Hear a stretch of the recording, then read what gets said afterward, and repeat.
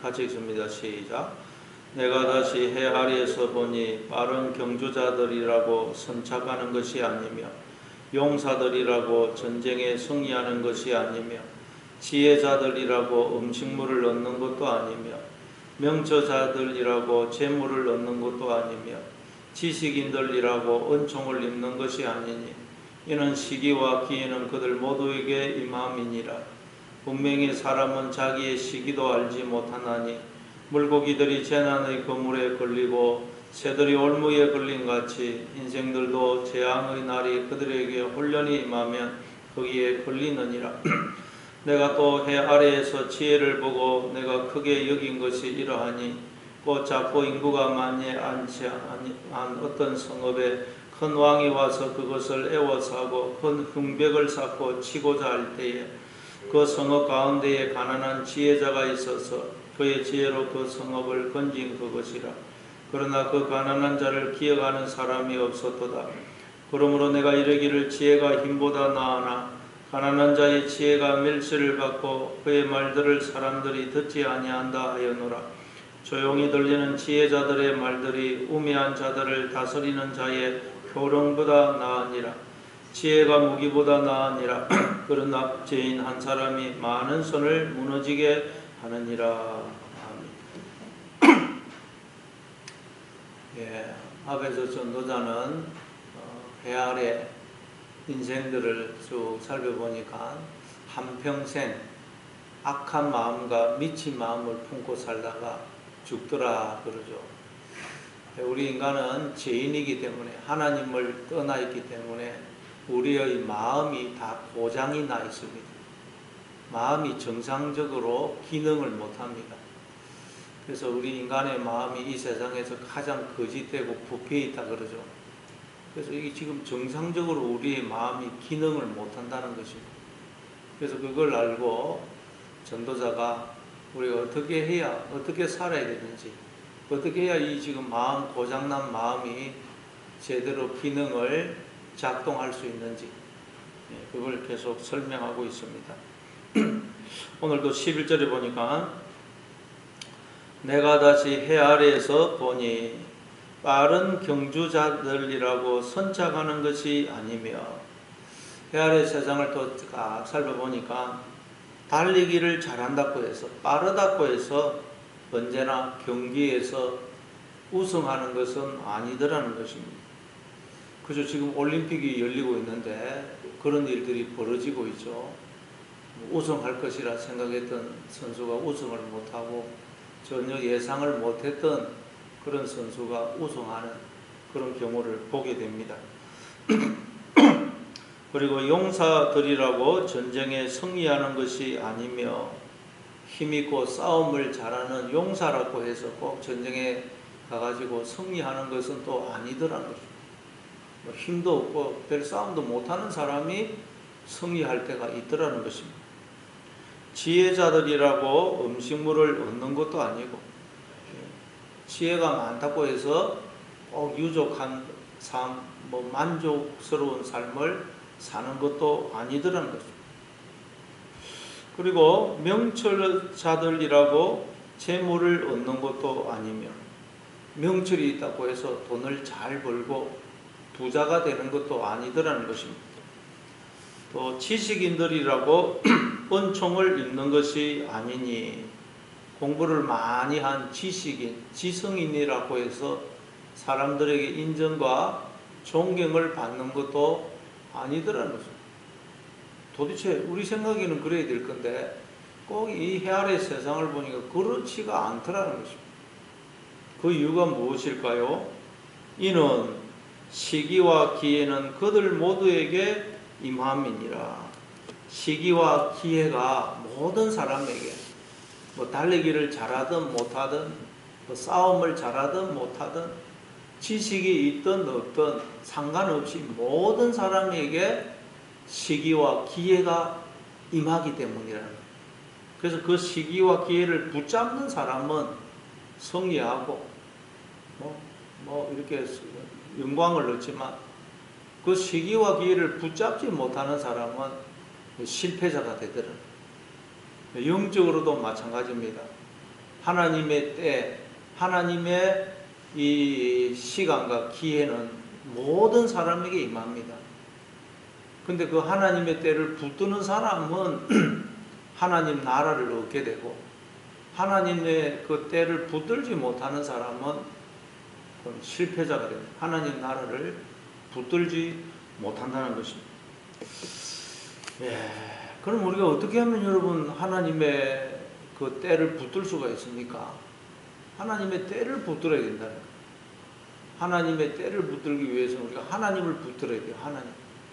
하나님을 붙들어야 됩니다. 하나님께 내 인생을 다 주인 되신 하나님께 돌려드리고 하나님만 바라보고 그분의 뜻에 순종을 해야 됩니다. 자, 그러면 사람들이 왜 하나님의 때를 붙들지 못하느냐?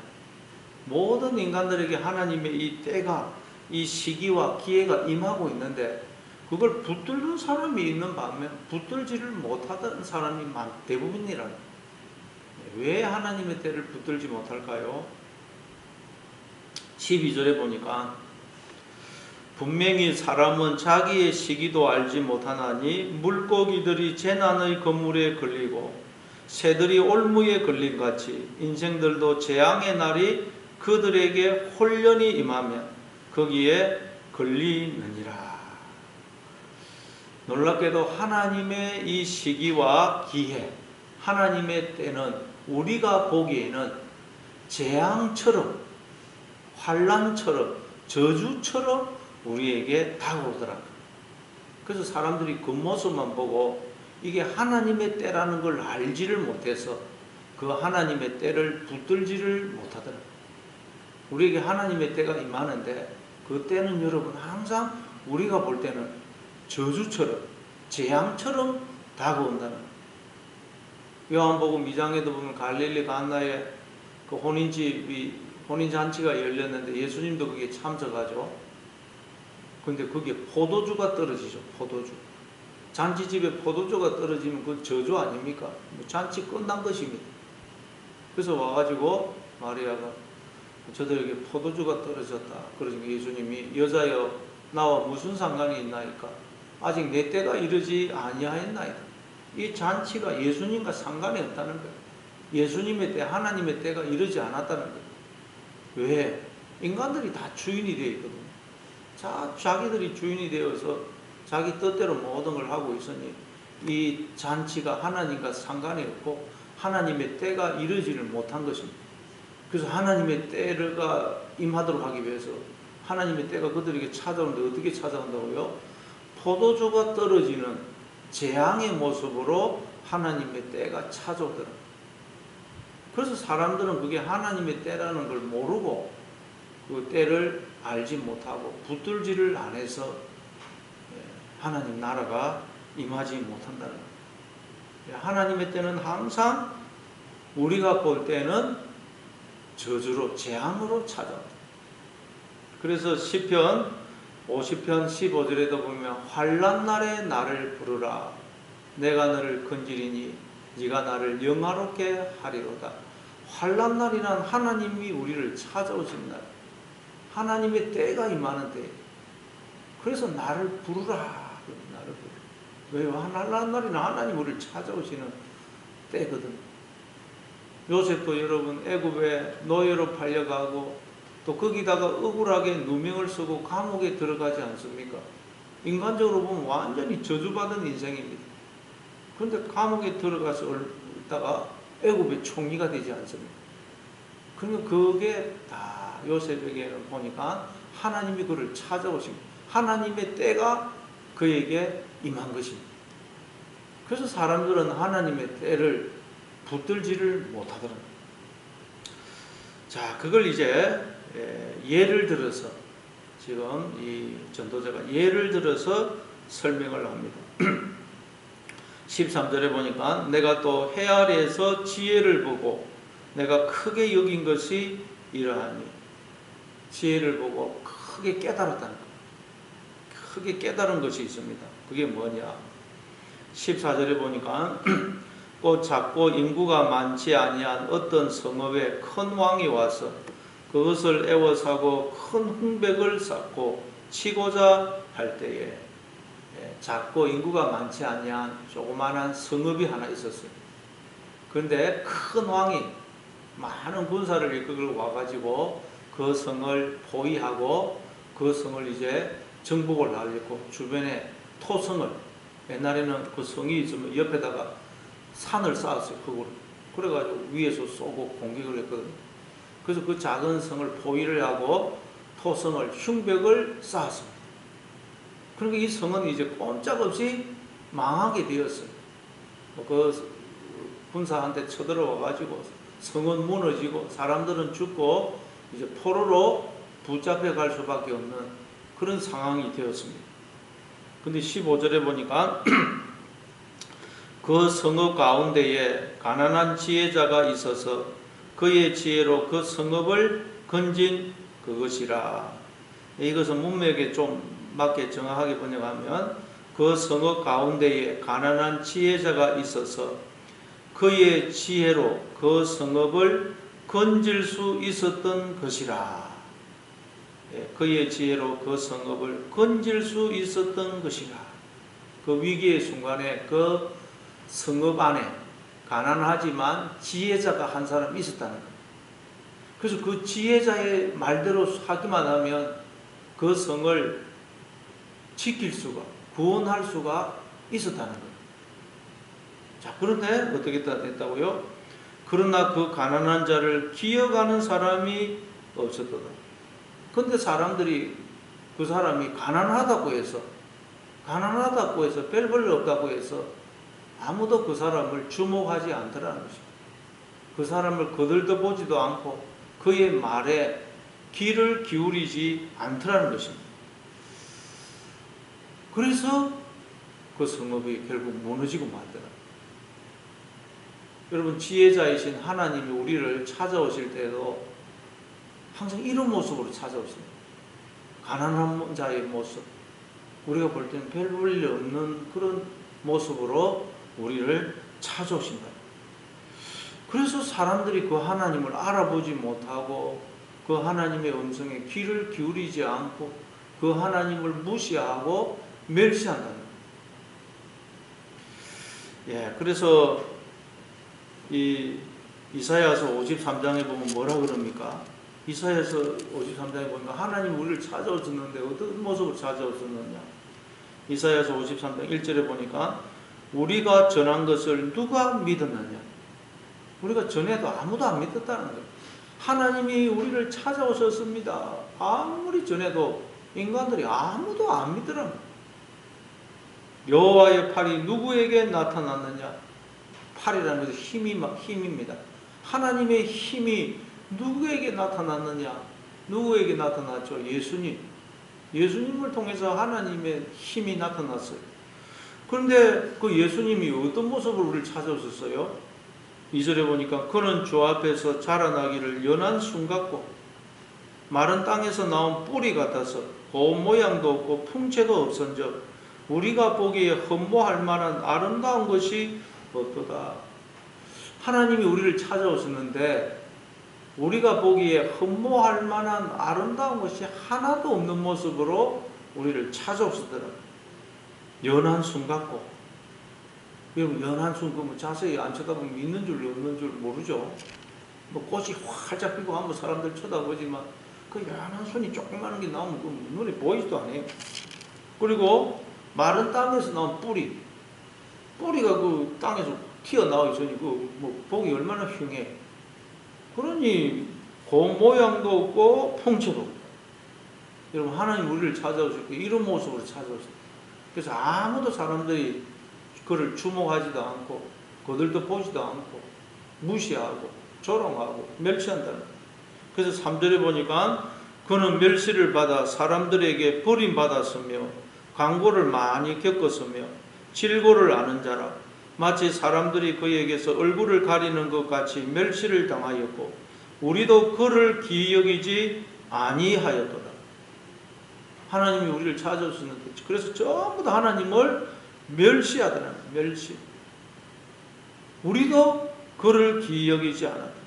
하나님의 자녀인 우리도 하나님이 나를 찾아오셨는데 기이 여기지 않았다. 멸시했다. 조롱하고 거들떠 보지도 안 했다는 거예요. 그래서 예수님이 마태복음 25장에 보니까 뭐라 그래요? 왼쪽에 있는 염소들을 향하여서 내가 줄일 때에 너희가 먹을 것을 주지 아니하였고 목마를 때에 마시게 하지 아니하였고 나그네 되었을 때에 영접하지 아니하였고 헐벗을 때에 옷 입이지 아니하였고 병들었을 때와 옥에 갇혔을 때에 돌아보지 아니하였느니라. 우리가 언제 예수님이 줄이고 목마를 때 먹을 것 안 주고 마실 것 안 주고 나그네 되었을 때 영접 안 했고 헐벗을 때 옷 안 입었고 안 입혀주었고 병들었을 때 옥에 갇혔을 때 돌아보지 않았습니까? 이 작은 자 중에 하나에게 하지 아니한 것이 곧 내게 하지 아니한 것이다. 그러니까 여러분, 하나님 우리를 찾아오시는데 어떻게 찾아오신다고요? 줄이고 목마르고 병들고 가난하고 나그네 되고 또 옥에 갇힌 모습으로 그렇게 우리를 찾아오신다. 그러니 여러분, 그게 누구 하나님이라고 누가 생각이나 하겠어요? 그래서 아무도 하나님이 나를 찾아오셨는데 아무도 하나님인 줄을 알지를 못하고 무시하고 그들도 보지도 않고 외면하고 조롱하더라. 그래서 하나님을 영접을 못하고 하나님 나라가 임하지 못한다는 거예요. 하나님은 끊임없이 우리를 찾아오고 계시고 우리에게 말씀하고 계시는데 우리가 마음이 다 높아져 있어가지고 마음이 교만해져가지고 하나님은 이렇게 낮은 자의 모습으로 찾아오시는데 우리는 너무너무 마음이 높아져가지고 교만해져가지고 하나님을 알아보지를 못하고 있다. 그래서 오늘 하나님의 때가 임하지를 못한다는 거예요. 여러분, 왜 우리가 하나님이 눈에 안 보이고 하나님의 음성이 안 들린다고요? 마음이 교만해서 그렇습니다. 마음이 높아져서 하나님이 안 보이고 하나님 음성이 안 들린다. 내가 또 마음이 교만해져 있구나 생각하고 여러분, 하나님 앞에 엎드려야 돼요. 낮아지면 하나님 음성이 들립니다. 남편을 통해서 아내를 통해서 하나님이 나를 찾아오셨구나. 하나님이 언제나 나와 함께 하셨는데 내가 그걸 모르고 있었구나 깨닫게 되는 것입니다. 그리고 오늘 또 16절에 보니까 그러므로 내가 이르기를 지혜가 힘보다 나으나 가난한 자의 지혜가 멸시를 받고 그의 말들을 사람들이 듣지 아니한다 하였노라. 지혜가 힘보다 낫지만 이 지혜만이 우리를 구원해 줄 수 있지만 그러나 하나님께서 지혜이신 하나님께서 늘 가난한 자의 모습으로 낮은 자의 모습으로 오시기 때문에 우리가 그 하나님을 알아보지 못하고 그 하나님을 멸시한다. 멸시. 혹시 우리가 누군가 가난하다고 해서 그 사람이 가난하다고 해서 무식하다고 해서 멸시하고 있지 않습니까? 그러면 내가 하나님을 무시하고 멸시하고 있구나 깨달아야 돼요. 그래서 사람들이 하나님을 못 알아본다는 거예요. 17절에도 보니까 조용히 들리는 지혜자들의 말들이 우매한 자들을 다스리는 자의 호령보다 나으니라. 이 조용히 들리는 지혜자의 말이 우매한 자들을 다스리는 호령보다 낫다는 거예요. 이걸 우리가 나 개인에게 적용을 한다고 그러면 하나님은 낮은 자의 모습으로 오셔서 나에게 말씀하세요. 그 음성을 들어야 되는데 우리는 내가 나의 주인이 되어서 그냥 내 마음대로 하는 그 생각에만 참 귀를 기울인다. 조용히 낮은 자의 모습으로 오셔서 우리에게 말씀하시는 하나님의 음성에 귀를 기울여야 돼요. 세상에서도 마찬가지죠. 재벌들, 정치인들, 권력자들, 연예인들 그런 사람 누구 말했다 그러면 신문주상에 보도하고 사람들은 거기에 귀를 기울입니다. 그러나 하나님 말씀에는 사람들이 귀를 안 기울이고 요즘 콧방귀 끼고 이러고 있어요. 그러나 우리는 항상 하나님의 음성에 귀를 기울여야 됩니다. 그리고 18절 지혜가 무기보다 나으니라. 그러나 죄인 한 사람이 많은 선을 무너지게 하느니라. 지혜가 무기보다 낫다는 거예요. 지혜만이 우리를 구원해 줍니다. 생명과 평안을 누리게 해줍니다. 그러나 죄인 한 사람이 많은 선을 무너지게 하더라. 죄인 한 사람은 앞에서 나온 우매한 자들을 다스리는 자, 우매한 자들을 다스리는 자를 가리킵니다. 근데 이 한 사람이 많은 선을 무너지게 한다. 이걸 나 개인에게 적용하면, 내가 나의 주인이 되어버리면 나라는 존재는 무너진다. 그리고 죄의 포로가 되어버립니다. 그래서 로마서 5장에 보면 한 사람으로 인해서 죄가 이 세상에 들어왔다 그러죠. 그건 아담 때문에 죄가 들어왔다는 말도 되지만, 또 나에게 적용을 하면 내가 나의 주인이 됨으로써 죄가 내 속에 들어오고 내가 죄인이 되어버렸다는 뜻입니다. 내가 나의 주인이 되어버리니까, 내가 나의 머리가 되어버리니까 죄가 내 속에 들어오고 내가 죄인이 되어버렸다. 이게 전도자가 깨달은 거예요. 그래서 인간들이 다 죄인이 되어가지고 마음이 너무너무 높아져가지고 낮은 자의 모습으로 찾아오시는 하나님을 알아보지 못하고 무시하고 멸시하고 조롱하고 그 음성을 듣지 않으므로 죄 가운데 죽어가다. 일평생 악한 마음, 미친 마음을 품고 살아가다 죽더라는 것입니다. 오늘도 여러분, 하나님은 끊임없이 우리를 찾아오고 계시고 늘 지금 내 곁에 계시고 마음의 문을 두드리고 계시고 말씀하고 계십니다. 근데 우리가 왜 하나님을 보지 못하고 그 음성을 듣지 못한다고요? 마음이 교만한 거죠. 낮은 자리로 내려가셔서 나와 함께 하신 그 하나님을 늘 느끼고 그 음성을 듣고, 그래서 감춰졌던 하나님의 세계가 드러나서 하나님의 세계를 사시는 하루가 되시기를 바랍니다.